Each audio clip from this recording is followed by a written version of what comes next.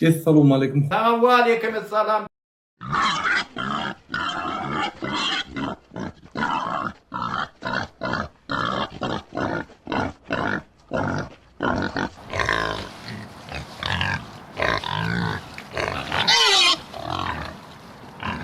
Viyana vardım. Viyana varanda seni var ya kulak ağa seni. Hanamış bilen anla durdu. Prosto kuluğun bindi seni prosto seyredi oturdu da seni aldı. Seni şonu kaharın geldi yoksa beni anla durdu. Her gezet yamalla oturdun. Anla durdu o arada. Sen ayttın anla durdu. Они этот Шейх Мурадов, Мятиев через Анна Дурды нас контролируют. Они хотят всю грязную работу, чтобы мы сделали, а потом они пришли к власти. Sen şu vakit уже kellen bozuk.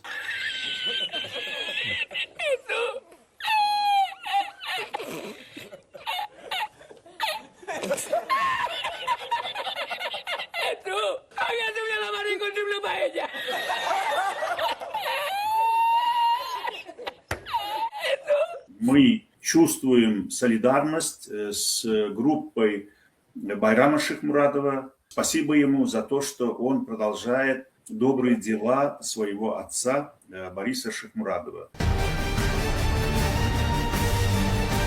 Niyazov'tan biz özümüz diktatör ettik. Onu düşünün. Eden kim? Şeyhmuradov. Yanına oturan adamlar. Мы также чувствуем солидарность с группой Руслана Мятиева и других наших русскоязычных соотечественников. Türkmen goldamasa kim kimi goldasın? Seredin. Ermeniler bir-birini goldaya, Orslar bir-birini goldaya, Araplar bir-birini goldaya. Emma bizim Türkmenlerimiz integem birek goldamaklığı, hoşamay bolmaklığı, pikir alışmaklığı öğrenmediler. Çünkü bizi bozdular. Bizim ağzımızdan girip götümüzden çıktılar da oncuklarım. Çünkü Мы граждане Туркменистана. А вы кто? Мы требуем, Мы граждане Туркменистана. Вы кто такие? Где нужно, А вы кто такие? Вы говорите, мы правозащитники. Да. Вы говорите, мы правозащитники, мы защищаем вас. Ну, защищайте своих Ты прав. провокатор, Азат тоже провокатор. Вы двое провокаторы. А Еще вы- есть среди вас. А вы провокаторы. кто тогда? Вы кто тогда? Вы говорите, мы Ты кто такой? правозащитники. Вы Я провокаторы, мы граждан правозащитники, Туркменистана, мы я защищаем туркмен народ. в первую А вы очередь, сидите а друг вы не против друга туркмены. настраиваете. А вы не туркмены даже. Вы друг против друга Вы настраиваете. даже не туркмены. Вы даже не туркмены. Вы А я туркмены. туркмен. Я граждан Туркменистана. Вот я И мы кто. тоже граждане Туркменистана. Вот ты не туркмен, А потому я что свой народ не уважаешь. Если бы ты уважал бы свой народ, Ирилиш, ты бы здесь не возникал. И провокатору здесь бы не наставлял, понял?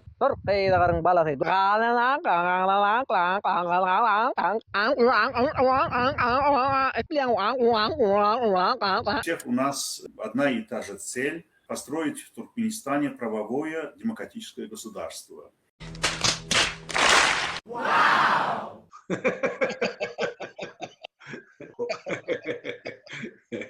Народ имеет право. Halkın hakkı var. Mesela Google'a yazın, Google'a girýäňizden, Google'a giriňde yazın. Bular komünist sistemasi bilen ateizmi getirdiler bizler tarih kitaplarda. Bizler maymundan döräpdir, evolüsiýa geçiripdir dip okudyk. Bilýän bizim tarih kitaplarymyzda maymun bar. Ondan gowakda ýaşaýan adam bar, tüýlek. Ondan soň bizler bar. Ýani maymundan evolüsiýa geçiripdir dip tarih kitaplarda okuýardyk bizler. Ondan soň menen bir gün öýe geldim. O diýdim bizler maymundan döräpdir diýdim. Şu ýeňsem oklawur dedi da ga. Gel bari. Bizler maymundan döremendiz. Men bular gaty utanaýan ýigdim. Men bularyň haýsy milletdendigini, kimlerdendigini, haýsy dine ynanýandyklaryny, kime hyzmat edýändiklaryny bilip otyn bularyň, düşündiň dämi? Indol ýurtdaşyndaky siýasatçylar bar ha. Olaryň Allah maşallah diýmäne başladylar. Biz musulman diýmäne başladylar bu siýasatçylar. Bolmasa bular bizler gök taňry diýip şamanizm uýulap oturan adamlar köpsem dinsiz bularyň. Bizim siýasatçylarymyň köpüsi dinsiz, musulmanam däl. Ve köpüsi türkmen däl. Türkmenim däl, musulmanam da. Ýöne bizleri türkmençe gepläp aldap otydylar. Olaram suwa düşdändi. Olaram Allah diýmäne başladylar. Maşallah men musulman diýmäne başlady. Biz bular hemmesini musulman edýäs nesip bolsa. İnşallah. Hemmesini. İnşallah özbegini türk etdik şu an. Özbekden bir millet doğdy, biz türk diýmäne başladylar. Biz özbek däl diýär. Nesip bolsa bulara musulman edýäs. Bulara men türk diýer, men musulman diýer. La ilahe illallah Muhammed Resulullah diýer. Siyasi partiýalary göt berýärmi? Prezident saýlaw döwründe ýylan kömelek ýalyk bolup prezidentlik wezipä dalaşgar bolup oturýarlar. Söz-sözläp bizi prezident seçimden bolýarlar. Seçim saýlawa gatnaşýarlar. Näme soňra gidip muzeýde ýatýarlarmy? Nire goýuldylar? 2022-nji ýylda prezident saýlawa dalaşgar bolan adamlar näme boldy? Göre gitdimi? Ya inglisleriň muzeýine gitdimi? Niýe dolar tipler bilen? 2022-nji ýylyň 12-nji martyndan 13-nji martyna geçilýän giýje 13-nji martdan ilkinji minutlary alýan wagty tagadyň biz size öz adatdan naşary hoş habarmy getirýär. 2022-nji ýylyň 12-nji martynda bolup geçen nowatdan naşary prezident saýlawlaryna biziň demokratik platformadan, demokratik oppozisiýanyň hemde Türkmenistanyň demokratik milli raýatlarynyň demokratik protest hareketinin adından bu prezident bäsleşigine hödür eden kandidatymyz, dalaşýarymyz Murat Gurbanov bu saýlawlarda ýeňiş alandy. Gözüňiz aýdym, gadyrly ýyllaşlar.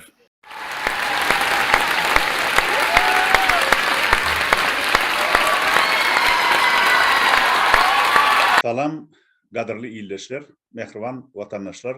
Bugün biz siz bilen öz şatlygymyzy paylaşmakçı. Bilişiniz ýaly dün 2 aprelde, yani Mukaddes Burada aýynyň 1-nji gününe Türkmenistanyna wagtyndan öň geçirilen nowatdan daşary prezident saýlawlarynyň 2-nji tapgyry bolup geçdi. Demokratik platformadan dalaşgar görkezlen Murat Gurbanov ýeňiş alandy. Prezident saýlaw döwründe ýylan kömelek ýalyk biziň garşymyza çykyp meni prezident saýlangen bolup oturýar artipler bilen. 7 ýyldan bäri ýekece siýasatçysynan görmedik şolar. Ýekece siýasy partiýasynan görmedik. Prezident wezipä dalaşgar bolan adamlar ham görmedik. Çünki hemmesi öz adamlar. Hukuk goraýjysy, prawadaşlykçy, siýasatçysy, opozisiýasy, hemmesi hökümetiň adamsy. Hemmesi hökümete hyzmat edýär bu daýralar. Öler hem türkmen hem däl, musulman hem däl. Musulmanyň hem düşmanlary, türkmeniň hem düşmanlary. Men muny Murat Gurbandan öwrendim. У нас одна и та же цель – построить в Туркменистане правовое демократическое государство. Allah belaňyzy bersin siziň wara. Demokratiýadan başyňyzy iýsin, sizleriň getirecek adalatyňyzdan başyňyzy iýsin. Siz türkmeniň düşmany hudaýranlar bar. Siz islamyň düşmanlary. Yalançy bir gaýratlar bar. O sözü bu sözüm tutmaýar. Bu sözü o sözü tutmaýar hudaýranlar bar. Bular hiç wagt türkmene kömek etmeýärler doganjyklar. Meni dikkat bilen dinleň. Türkmen milletiniň geleceği üçin, ykbaly üçin söz söyleyen adamları ýok etýärler. Hereket etmedik adamları aktivist edýärler. Olary Ýewropa çykaryp ellerine dokument berýärler. Çünkü olar Türkmen hem däl, musulman hem däl. Şonuň üçin olara kömek edýärler, Ýewropa çykarýarlar, dokument berýärler. Bizim öňümizde aktivist edip görkezýärler. Hukuk goraýjylyk görkezýärler. Emma hiçbir musulman däl, hiçbir Türkmen däl. Türkmeni hayran deňmeýär doganjyklaryň. Hiçbir musulman hem däl, Türkmen hem däl, Türkmene de musulmana da kömegi deňmeýär. Halka kömegi derejek adamları ýok etdiler.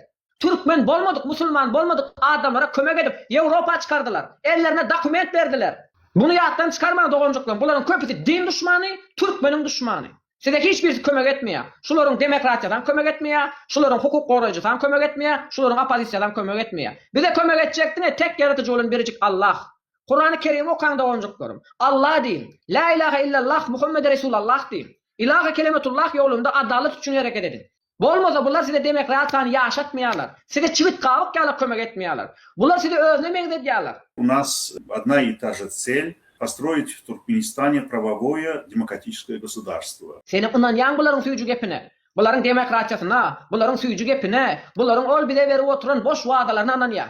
Soňra bular bizi näme edýärler? Dinden çykarýarlar, özleriniň yalan rowayatyna, demokratiýasyna anandyrýarlar. Soňra bizim külümüzi sowurýarlar. Bular şeýle oturýar hudaýranlar bar.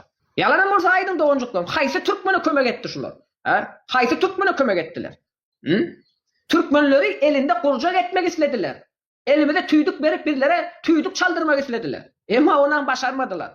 Bular bizim elimize tüydük verecekler, yılan oynadan ýaly oynatjaklar şeýle tüydük çalyp. Onan başarman otylar, başarmajaksınız. Men muny Murat Gurbandan öwrendim. Sizin kimliklerinizi orta döküp aýdyp berjek. Haýsy milletden diňizi, haýsy din ananýandyklaryňyzy, nähilek bu derejede islama, türkmene düşmandyklaryňyzy, türkmen halkynyň geleceği üçin, türkmen halkynyň ýaş nesil üçin söz söyleyen adamları ýok etdiler ve ýok etdirdiler.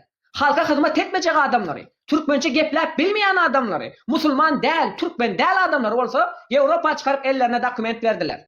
Men muny Murat Gurbandan öwrendim. Sen edýärmi? Çünki olar musulman däl, çünki olar türkmen däl. Çünki olar türkmen üçin çöp başyny gymyldatmaýar. Türkmen üçin çöp başyny gymyldatmaýar. Olar ýaly adamlara dokument berilýär. Olar ýaly adamlara ýylyň öňünde gahryman edip görkezilýär. Emma türkmenler bolsa ýok edilýär. Görüm edilýär. Siz näçe tuzaklar berin. Siz näçe daşy jajak içmejek bolup berin. Ýöne başarmajaksınız. Başarmajaksınız. Allah'a karşı söwüşen niçimir Nemrutlar, faraonlar ýok bolmuşdur. İnşallah sizem ýok boljaksyňyz bara. Men muny wara Murat Kurbandan öwrendim. Bular 7 öwser hamilyon bular bara. 7 öwsýarlar. Ben size bular şaýat edip berin bara. 7 öwsýandyklaryny suwda edip berin. 7 öwsüpdiler bular bara. 7 öwser. Çünkü bular älim goşordan gözel ýalar. Ýagyş ýagyp ýyldyrym çakdykdan soňra älim goşor dowýandyr, älim goşor. Bularym şondan uğral ýalar, älim goşor bular. 7 öwser bular. Hamilyon bular bara. Bölgeden adamlar ýok etdiler, adamlaryň gözüni siýasatdan gorkutdylar, siýasatda haýry degmeýän adamlary aktivist edip ellerine dokument alyp berdiler. Şerelenip üstümizden gülüp otyrlar, käýip edin. Näçe düşmançylyk etdiňiz ediberin. Näçe düşmançylyk ediberin, näçe duzaklar guruberin. Emma oýanan bir türkmen bar. Eger şular ýaýyn açan wagty, video rolik goýan wagty, türkmenler beýle diýen wagty şulara soňra berin, sen haýsy milletdendi? Senin näme hakkyň bar türkmenlere atakmanady? Aktivisti bolsun, siýasatçysy bolsun, opozisiýasy bolsun, prawadaşçylykny bolsun, hukuk goýarjy bolsun, gön aýt. Sen şuwa türkmenler beýle diýdin, dogrymy? Dogry. Sen haýsy milletdendi? Gön ýüzlerine gara. Sen haýsy milletdendi? Men muny wara Murat Kurbandan öwrendim. Ondan sonra sen näme üçin türkmen milletine söwgün ýaňdy? Sen näme üçin türkmen milletiniň şahsyny kemsitýäňdy? Senin näme hakkyň bar türkmene dil ýetirmäňädi? Ana şonda tutarsyňyz bular bara. Şonda tutarsyňyz bular doganjyklaryň. Bolmasa bular türkmen obrazyna girdiler. Daşy jajak içmejek bularyň bar. Çünki şekil değiştirdiler. Öz haýyrlaryny ulanýarlar. Türkmeniň götüne çöp dürtüp iki türkmen uruşturmak üslýärler. Seni dinden uzaklaştırmak üslýärler. У нас одна и та же цель – построить в Туркменистане правовое демократическое государство. Buların bire verecek demokratiyasında Müslümana hormat yok. Buların bire verecek demokratiyasında Türkmene hormat yok. Buların bire verecek demokratiyasında bizim için adalet yok. Biz için de buların demokratiyası. Bizim dinimizden goramayanlar, bizim milletimizden goramayanlar buların bire verecek demokratiyasında. Çünkü bunlar demokrasiya getirmek istemiyor. Çünkü bunlar azgınçılık, edenetlilik, menmenlik getirmek isleýär. Şonuň üçin türkmene kömek etmeýärler. Etjek adamlar hem ýok edýärler. Deport etdirýärler. Если ДВТ кого-то хочет Туркменистан депортировать, поверьте, оно это сделает красиво и быстро. Halkym gözüni gorkuzýarlar. Çünkü tağutu gorýarlar. Bildirgesiz bir şekilde tağutçyny gorýarlar. Ferhat zat edipdirler aktivist. Ferhat Genjiýew mi? Tamam, kim aýtdy şonu? Ferhat Genjiýew aktivist dip kim aýtdy şonu aýtmaňa? Ziyana o kadı iznanam aýtdy maňa berilen liste o kadı sever. Men bu adamların köpüsini tamam okudy. Karıçy Ziyana liste beripdirler, olam okapdy. Ta onda bu işler Murat Kurbanow gurnawaty. Murat Kurbanow buny Diýananyň üstülen bizleri dawa çekýärdi Murat Kurbanow bilen hytrol. Ýagny ortalygy bir-birine düşürmeli. Qyýrşdyryp berjek bolýar bu Diýana dagam, Diýana, Lalan bular hemmeti geldi käris daga ýanynda oturýardylar. Şolar bilen hyzmatdaşlyk edýärdiler. Birden bir zada boldy danym Murat Kurbanowa geçdiler. Sen edýärmi? Bunların hemmeti şöyle öwrüm-çöwrüm bolup böler bilen ortalygy garyp, ay Murat Kurbanow şoň üçin YouTube'da prokol video goýupdyr, men sizi hezil edýändi. Koysaňa, ben görünmän. YouTube kanalda bir tane video goýupdyr, men aýtdym, aýşy diýdim biziň elektronly prezidentimiz Narman bir zat goýandyr oşu diýip görsem ol prokol Hytaýlaryň multifilmini goýupdyrmy näme bir zat. Ay garaz diýmek isleýän zadym biziň bu elektronly prezidentimiz biziň başymyza bela bolaýmy sowara. Biziň näçe prezidentimiz var takminan. Dikär Yusuf sana. Murat Kurbanow, son Ahmet Rahmanov. Başka? Nur näme? Aýryldymy? Sağ ol. Evet. Bular bilen bir haýsy kinony gördüler kana, ýaş wagtlar bir kinony görüp, şoňa meň däp beren bolmasynlar şolar bilýär. 2 saat görüp bir prezident wezipe davaşkar saýlanyplar dedi. Bide. Mana biri meni bıçakladı diýip ılgap ýör. Mana bir Amerikada ýene orada dedi ılgap ýör. Mana bir elektrony prezident bolup ýör. Ýagny görüşüniň haýry ýok. Kim üçin görüşýän, näme üçin görüşýän, kimler bilen görüşýän belli däl, dogrudan. Eşe ýükläp iýderýärsiz barmy? Aýtam sen maňa. Ýani ene doňuz atlandyrýan halkyň içinde Bergmenskaya swinya diýip biri bar. Kakamat Hıdırov. Alkaş, ene doňuz bir topar nemen var sen. Biz ana näme diýjegimizden bilemok. içip efire çıkıp bir zatlar diye ona karşı görüşe alt baryan işi dine cemiyeti dağıtmak. Dine birbirini uruşturmak. Bir suutnama getir kakımrak otaydı. Sen beni gördün mü? Sen benim oturdun mu?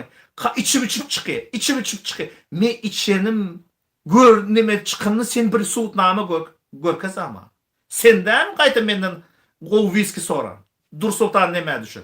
Ben bu zatlara da aydan mesela aytım sözüm var. Menden gol viski sana vereyim. Makkal Nuro deyin dedi. Single malt. İn adından bir adam meselesine bunun sebebinin Yuliya Serebrin'in günlüydün günü atyatağın duran yerinin yereyesi bilen zınsıl atnaşık edip yatırkat töteninin üstünden barmağının sebep olanı aydılıyar. Kunti diyen sizin iyiceniz kunti. Senin maşkalanız kunti. Вот посмотри на этого Боквельсапара, который кричит, он же работает на кого? Все его слова поставлены таким образом, он же ведь это говорящий жопы диктатуры.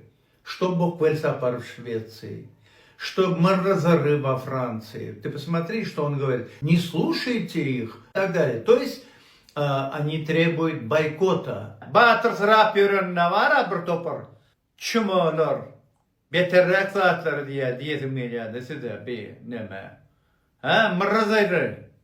Soska. Sen batıra. Pasportun var Fransa'm. Bar git Türkmenistan'a. Git de. Şol adamlara çık diyen molhol. Git de önüne düş. Ondan bir yankı bokvel sapar var. Götberenin şağası. Gedayım. Cuma gedayım oğlu. Götüştün oğun götüş. Göt oğlu göt. Şvetsiyan pasportu var senin. Ova, git. Düş önüne. Kanadalı, Muhokantuşka. Davay önüne. O ne hemen iyinin elbirlerini gor korup gördüm. Сегодня власти Туркменистана преследуют своих граждан и за рубежом. Во Франции, Канаде, Швеции и Нидерландах действуют нештатные сотрудники туркменских спецслужб. Мурат Курбанов, Мухаммед Дуиджи, Аквиль Сапар и Нурмухаммед Аннаев, представляясь оппозицией, они на самом деле занимаются сбором и передачей личных данных туркменских граждан в интересах спецслужб Туркменистана. Эти данные используются для розыска, задержания и последующей депортации в Туркменистан, где людей ожидают пытки, тюрьма или смерть. Onun için hazır ben sana diyecek olan çocuğum bilgim olsa. Sen ne hemen yanında yalanmalı potadı hişşeni. Nerede hişşeni? Sen birinci olup gelip Moskva'da bizden interview aldın. Seninle bütün materyaller var. Doğru değil mi? Sen bu kararının hemmesini gördün. Ama sen o samsak var yankı. Dadaşıvanı. Dinleyen olup ondan interview alıyanda hişşeniyanı hoşyan ota. Hişşeni mi şu? Sen pulun ken mi? Biz seninle mara bu meseleni yönü koymaz. Serdar Gan'dan son ben 93. yılda beni üniversitededim. Bana şahit şehri alcan etti Ağustos ayında. Moskva geleysen Almurat tanış ettim. Ben onu çelu tanıyan adam değilim. Koşularını okardım. Sonra dedi, yeme dedi, avdu kulum var, radyodan derip nazar geliyor, yanım bir kadın var, bir kralşat diyelim, gelebilecektim dedi. Hasan dedim, hayır, ertiğilsenim oluyor dedi. Onu baramda sotaydı, avdu kulu var, yanım bir kuştağın adam var, birine hanı saparağı tanıyor, öyle verirken dedim. Yani şu takmaz ahıda gelen adamların içinden sonra yani Türkmen Akpazı, Birleşen Türkmen Akpazı deyilen kuruma dörödüldü de bir neçeyle. Şimdi şu apozisiya değişli, şu Türkmen apozisiyadan değil yani değişlilerin içinde her kişi ölmezler yani hakikadaydık gitmiyor. Şolan içinde Nazar Toyluş Töyünüf'ten başka. Hem de şahir şeylerden başka. Ben bir adamın göre bak şu halkı için ya, vatan için ya, duygusu için gelirliyor. Şolar hemmesi uğradılar nipat atılıyor. Yine ben sözüm doğru mu, yalan mı? Yurda varalı, arşivler açılır, yine şu taydı kakelep cevap vermeli. Əhlisi. Ben biliyen, şu iki adıma ben güve geçip biliyen. Özüm Türkmen opozisiya değişli paydarlar. Şu taydı, şu da vurdu. Onun yok ağlanın özleri biliyen. Hormatly vatandaşlar, gelin Türkmenistan'da diktatoran döreşinde seredik geçelim. Türkmenistan'da diktatoran döremeginde iň uly we iň esasy rol oýnanlaryň biri hem Achersow'dur. Achersow takminan 1986 ýyllarynda Türkmenistana kadr saýlamak wezipesi bilen uradylanlar Sowetler tarapyndan. Aleksandr Jadan we Viktor Hramov bolsa Achersow'u getiren adamlardyr. Açan Türkmenistan özünün garaşdyrlygyny alandan soň bu adamlaryň wezipesi Türkmenistanyň içinde diktaturany döretmege öwürlýär. Elbette diktaturany döretmegiň ýeňler paý iş dälligini 3 adam bolup edip bilmejeklerini gözi ýeten bu gelmeşekler özlerini türkmenleriň içinden Hoca Muhammed Muhammedow, Serdar Durduýew, Çary Kolow, Igor Makarow, Umnow ýaly Türkmenistanyň öz ýaşaýjylaryndan özlerini ýakyn tutan adamlaryny ulanyp başlaýarlar. Diktatura döredilerine diktatoryň roluna oýnamaga bulara ýene bir adam gerekdi. We şonlukda Niýazow, Gurbanuly Berdimuhammedow ýaly adamlary bular döredenler. Diktatoryň ömrüni gorap saklamak we onuň ömrüni uzaltmak üçin ýalan ýazyjy jurnalistler, propagandistler, aýdymçy we şahyrlar gerekdi. We şeýle wezipeni ýerine ýetirmek üçin Cemal Saparowa, Gözel Şahulowa, Akgül Sapar, Azatlyk radiosu ýaly hapa adamlar we hapa guramalar, hapa yalan habar berýän jurnalistler we yalan informatorlar biziň häzirki günimiz üçin diktatoryň ömrüni uzaltmakda öz işlerini dowam etýärler. Meselen men Murat Kurbanow goldaýan. Men Murat Kurbanowyň ýyzynda. Okey, men Murat Kurbanowyň öwrendim. Diriliş kim adamlar? Diriliş. Kerim. Козёл несчастный. Böyle bir erkek var mı dünyada?